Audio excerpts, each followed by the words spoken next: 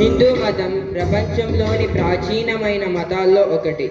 ఇది సత్యం, ధర్మం, శాంతి, ప్రేమ మరియు అహింస వంటి విలువలను బోధిస్తుంది. వేదాలు, ఉపనిషత్తులు వంటి పవిత్ర గ్రంథాల ద్వారా మనిషి ఆధ్యాత్మికంగా ఎదగాలని హిందూ మతం సూచిస్తుంది. హిందూ మత చిహ్నము ఓంకారం.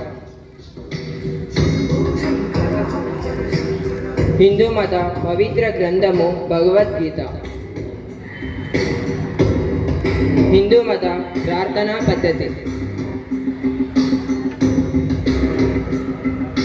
శివ శివ శంకర హర హర శంకర శంభో శంకర హర హర శంకర శివ శివ శంకర హర హర శంకర శంభో శంకర హర హర శంకర.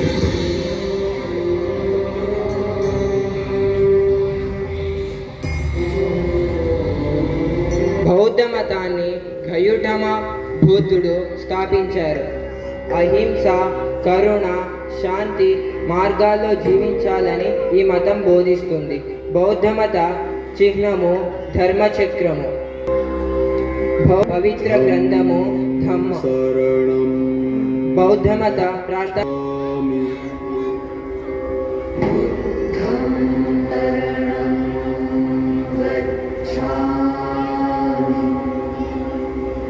ధమ్మం శరణం గచ్ఛామి.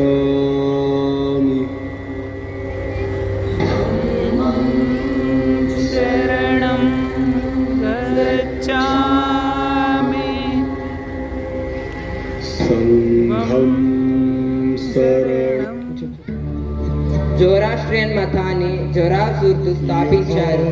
మంచి ఆలోచనలు, మంచి మాటలు, మంచి పనులు చేయడం అనే సూత్రాన్ని ఈ మతం బోధిస్తుంది. జోరాస్ట్రియన్ మత చిహ్నము అగ్ని. జోరాస్ట్రియన్ మత పవిత్ర గ్రంథము జండ్ అవస్థ. జోరాస్ట్రియన్ మత ప్రార్థనా పద్ధతి.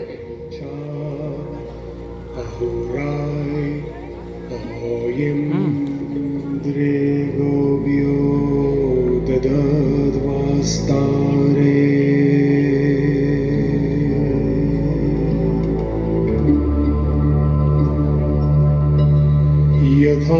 యథాహువేర్యో అథార్దశ్ అశాచిదచావంగేహష్ దస్దాంలింగో.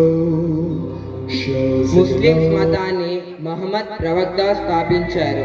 నిరాకారమైన అల్లాను భగవంతుడిగా ఈ మతస్థులు ఆరాధిస్తారు. శాంతి, సహనం, దానం వంటి గొప్ప గుణాలు ఈ మతం బోధిస్తుంది. ముస్లిమ్స్ మత చిహ్నము చంద్రవంక. ఇస్లాం మత పవిత్ర గ్రంథము ఖురాన్. ఇస్లాం మతం యొక్క ప్రార్థనా పద్ధతి నమాజ్ చేయడం.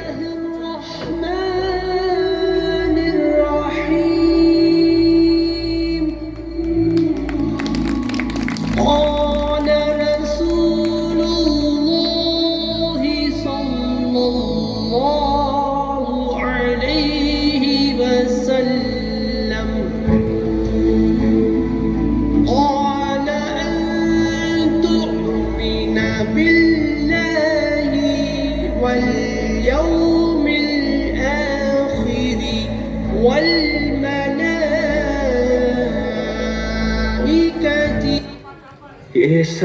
క్రైస్తవ మతాన్ని యేసుక్రీస్తు బోధించారు.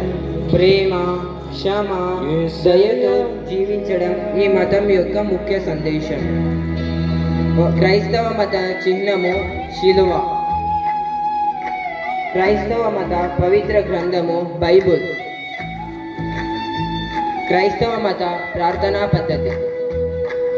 యేసయ్యా నీవే నా బలమయ్యా. యేసయ్యా నీవే నా శరణమయ్యా. నా జీవిత మార్గములో యేసయ్యా.